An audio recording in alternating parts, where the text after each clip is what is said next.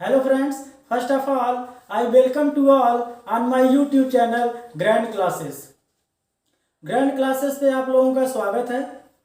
हम डाइस पढ़ रहे हैं जिसमें डाइस की केस टू में जब पासे की दो सतह कॉमन हो उसको हमने पिछली वीडियो में पढ़ा, और आज के लेक्चर में हम जब एक पासे की दो स्थिति दी हुई हो और उसमें कोई सतह कॉमन न हो उसको हम आज पढ़ेंगे।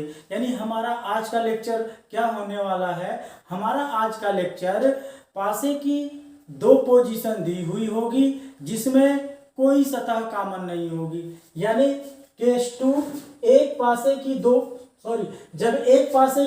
पोजीशन दी हुई हो, जब एक पासे की दो पोजीशन दी हुई हो और उसमें कोई भी सतह कॉमन ना हो, उसमें कोई भी सतह कॉमन ना हो, इसको आज हम पढ़ेंगे। ठीक है, इस लेक्चर में हमारी पढ़ाई एक पासे की दो पोजीशन दी हुई होगी जिसमें कोई भी सतह कॉमन ना हो, उसको हम पढ़ेंगे। ठीक है, जब एक पासे की दो पोजीशन दी हुई हो तो हम क्या करेंगे, इस तरह के क्वेश्चन को कैसे हैंडल करेंगे, किस तरह से टेकल करेंगे, उसके लिए आप इसकी एक पॉइंट है, इसको नोट डाउन आप कर सकते हो कि इसमें या तो स्टैंडर्ड डाइस या तो जनरल डाइस का रूल लगेगा। यानी या तो सामान्य पासा का रूल लगेगा या तो फिर मानक पासा का रूल अप्लाई होगा।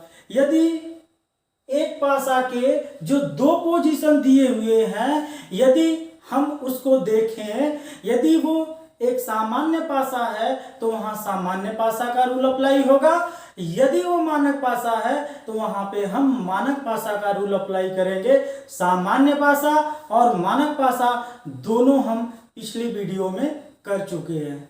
ठीक है, तो हमारे सामने बोर्ड पे एक क्वेश्चन दिया हुआ है जिसमें एक पासे की दो पोजीशन दी हुई है।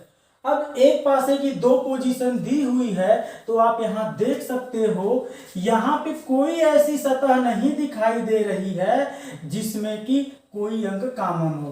तो यहां पे कोई भी अंक कॉमन नहीं है, और जब कॉमन नहीं है तो आप क्या करोगे, आप ये देखोगे क्या जिस पासे की ये दो पोजीशन दी हुई है क्या ये जनरल पासा को फॉलो करता है या फिर स्टैंडर्ड पासा को फॉलो करता है। मतलब क्या ये सामान्य पासा है या मानक पासा है।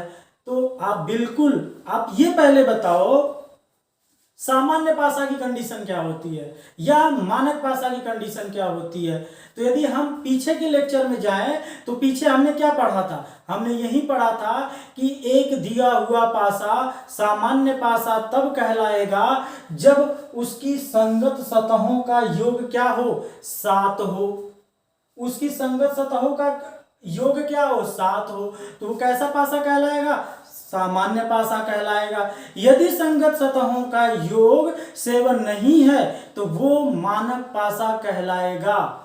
ठीक है, ये हम अपने पिछले लेक्चर में देख चुके हैं। यदि आप पिछले लेक्चर नहीं देखे हैं तो प्लीज आप डिस्क्रिप्शन बॉक्स में जाइए, जहां नीचे पिछले वीडियो के लिंक दिए हुए हैं, आप उस लिंक पे क्लिक करो और पिछले लेक्चर जाके आप देख सकते हो, जिससे कि आपकी पासा के ऊपर एक अच्छी पकड़ बन सके, एक अच्छी अंडरस्टैंडिंग बन सके।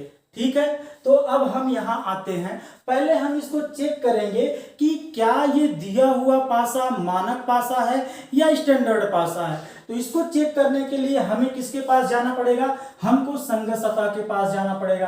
तो देखो 3 6 संगत सतह है, यहाँ 2 6 संगत सतह है और यहाँ 3 और 2 संगत सतह है। तो आप देखो पोजीशन 1 में देखो, हालांकि ये दो पासे नहीं है, ये एक पासे के दो पोजीशन है। ठीक है, तो यदि हम यहां पे देखें 2 + 3 = 5, ये क्या है, नॉट इक्वल 7।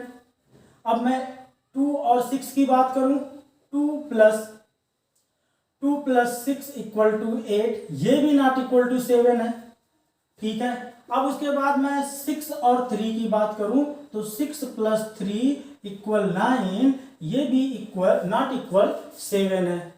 ये हमारी किसकी बात हो रही थी, ये हमने दिए हुए पासे के पोजीशन 1 में देखा।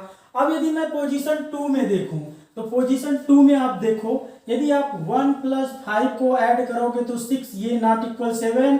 आप 5 और 4 को ऐड करोगे तो 5 + 4 = 9, नॉट इक्वल 7। अब उसके बाद आप 4 + 1 देखो, 4 + 1 को भी आप ऐड करोगे 5 आएगा, जो 7 के इक्वल नहीं है। यानी हम एक दिए हुए पासे के दोनों पोजीशन की संगत सतहों का सम किए, यानी योग किए। योग करने के बाद पोजीशन 1 में मैंने देखा कि जितने भी संगत सतह की कॉम्बिनेशन बनी है, किसी भी संगत सतह का सम 7 नहीं आया है। चाहे आप पोजीशन 1 में देख लो, चाहे पोजीशन 2 में देख लो। तो इस प्रकार यदि दिए हुए पासा में संगत सतहों का सम 7 न आए तो हमारा दिया हुआ पासा कैसा कहलाता है, हमारा दिया हुआ पासा मानक पासा कहलाता है। यानी ये कैसा पासा हो गया, यानी ये जिस दिए हुए पासे की दो पोजीशन है वो पासा कैसा रहा होगा, वो पासा एक मानक पासा। यानी हमको ये बात पता चल गई है कि दिया हुआ पासा कैसा है, मानक पासा है। अब यदि ये मानक पासा यानी स्टैंडर्ड पासा है, क्या है, स्टैंडर्ड डाइस यानी मानक पासा।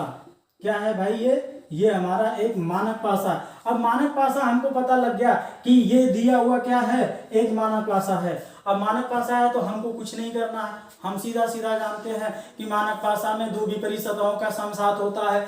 यदि मैं फिगर नंबर 1 की बात करूं, फिगर नंबर 1 में यदि मैं 2 के अपोजिट पूछूं, आप कहोगे भैया इसमें इतना जोड़ दो ना कि वो 7 हो जाए। तो 2 में मैं कितना जोड़ दूं कि 7 हो जाए, 5। तो 2 का अपोजिट क्या होगा, 5 होगा। 5 का अपोजिट क्या होगा, 2 होगा। अभी मैं फिगर नंबर 1 की बात कर रहा हूं, किसकी, फिगर नंबर 1 की बात कर रहा हूं। अब मैं 6 का अपोजिट पूछ रहा हूं भाई, फिगर नंबर 1 में आप मुझे 6 का अपोजिट बताओ। आप कहोगे भाई देखो सीधी सीधी बात है, 6 में कितना जोड़ दूं कि 1 आ जाए। आप कहोगे भाई 6 में कितना ऐड कर दूं कि 7 आ जाए। आप बोलोगे 1 ऐड कर लो। तो जैसे ही मैं 6 में 1 ऐड करूंगा वो 7 हो जाएगा। तो यानी 6 का अपोजिट क्या होगा, 1 होगा, और 1 का अपोजिट क्या होगा, 6 होगा। फिगर नंबर 1 में 3 के अपोजिट बताओ। तो मैं 3 में कितना जोड़ दूं कि 7 हो जाए। जैसे ही आप 4 जोड़ोगे 3 में 7 हो जाएगा। तो 3 का अपोजिट 4 और 4 का अपोजिट 3। ये रहा आपका फिगर नंबर 1 की बात। सिमिलरली यदि मैं फिगर नंबर 2 की बात करूं तो फिगर नंबर 2 में क्या है, फिगर नंबर 2 में क्या है भाई, फिगर नंबर 2 में क्या है। यदि मैं 4 की बात करूं कि 4 के अपोजिट क्या होगा, तो 4 में मैं क्या ऐड कर दूं कि 7 हो जाए, 3 ऐड कर लो। तो 4 और 3 एक दूसरे के अपोजिट हो जाएंगे। इसी तरह मैं 1 की बात करूं तो 1 में कितना जोड़ दूं कि ये 7 हो जाए, 6 ऐड कर लो। और उसके बाद 5 में मैं क्या ऐड कर दूं कि 7 के बराबर हो जाए, तो 2। तो हमने क्या देखा कि एक स्टैंडर्ड पासा में दो विपरीत सतहों का सम 7 होता है। तो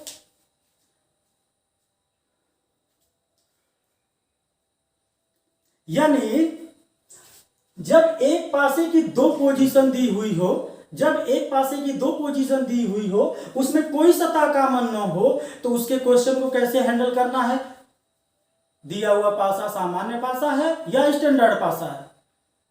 तो हमने देखा कि हमारा पासा कैसा है, स्टैंडर्ड पासा है, यानी एक मानक पासा है। मानक पासा के रूल के अकॉर्डिंग हमने इसको सॉल्व कर लिया। अब हम आगे देखेंगे कि यदि दिया हुआ पासा कैसा हो, जनरल पासा हो।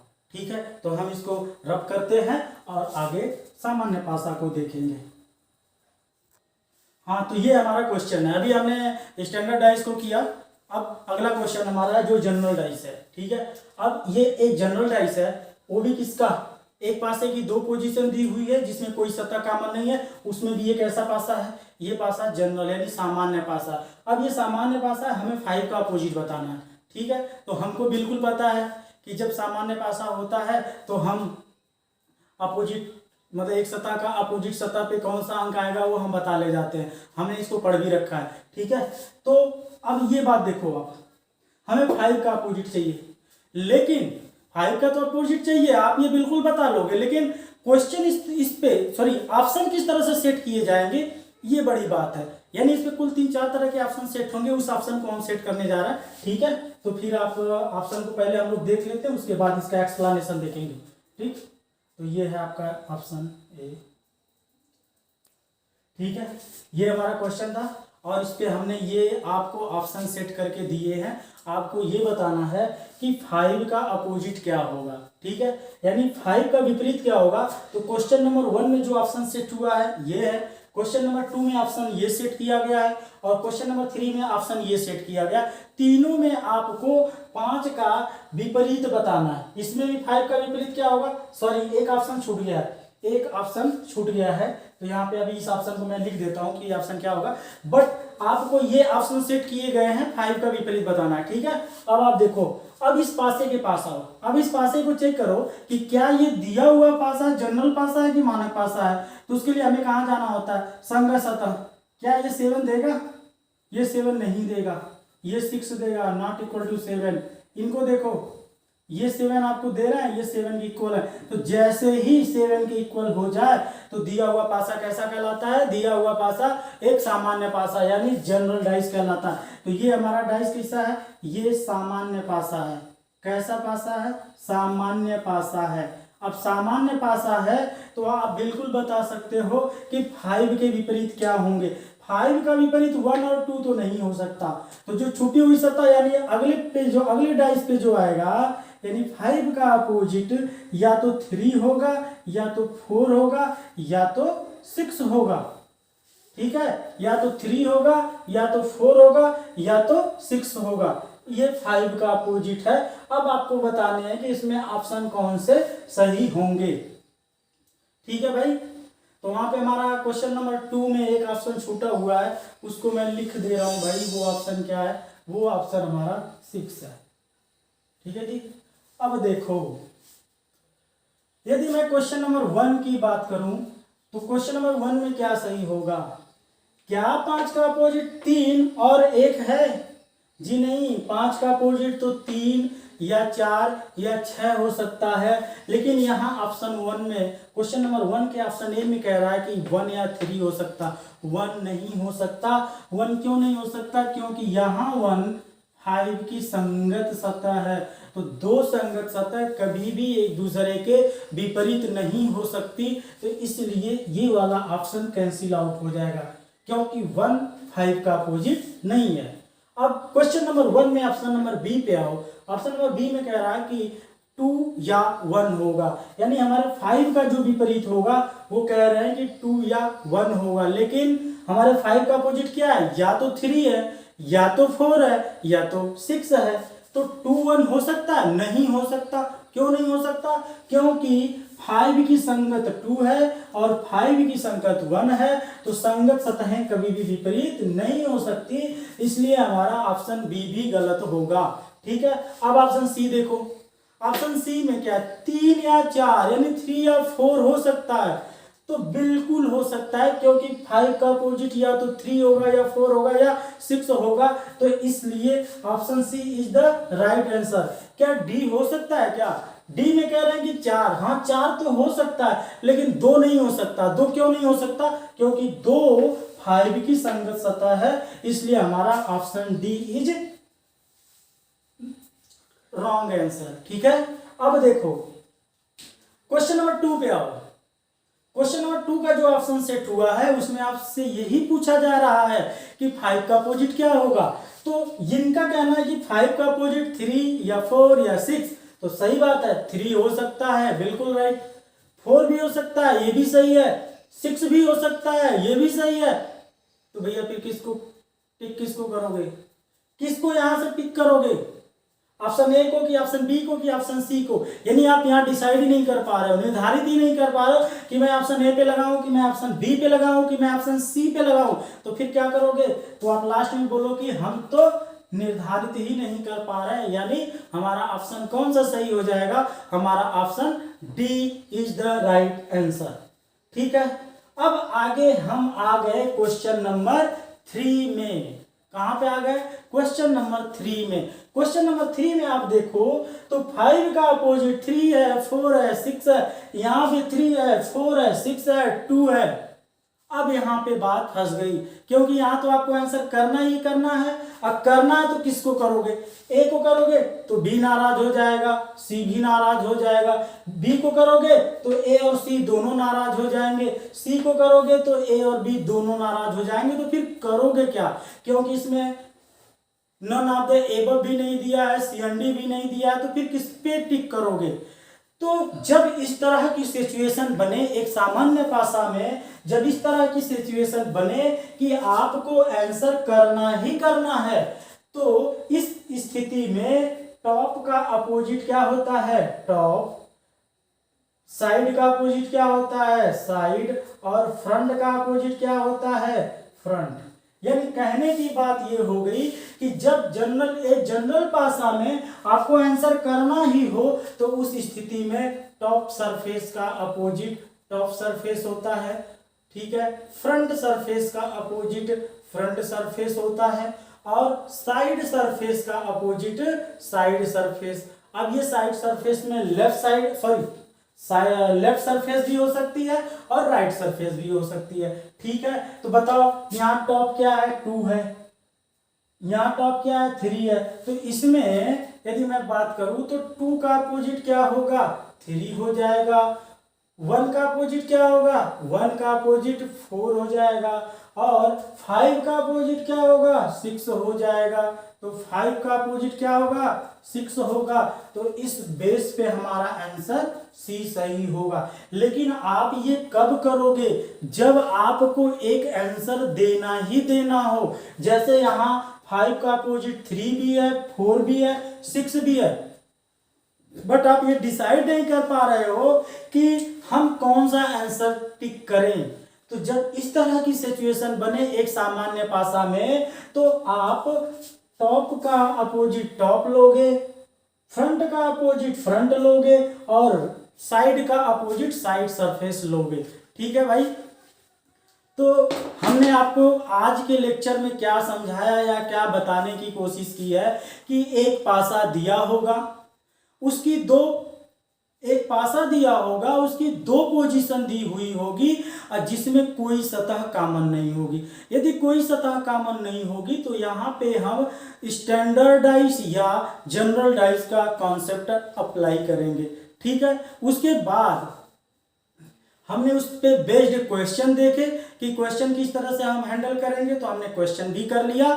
तो हम उम्मीद करते हैं कि आज का लेक्चर आपको अच्छे से समझ में आया होगा। फिर भी यदि आपको इस लेक्चर के रिगार्डिंग या पीछे डाइस पे जितने भी लेक्चर बने हुए हैं उसके रिगार्डिंग कोई भी आपको डाउट है, तो प्लीज़ आप कमेंट बॉक्स में अपना डाउट कमेंट करें और आपके डाउट को क्लियर किया जाएगा, ठीक है। तो thank you for watching guys, धन्यवाद।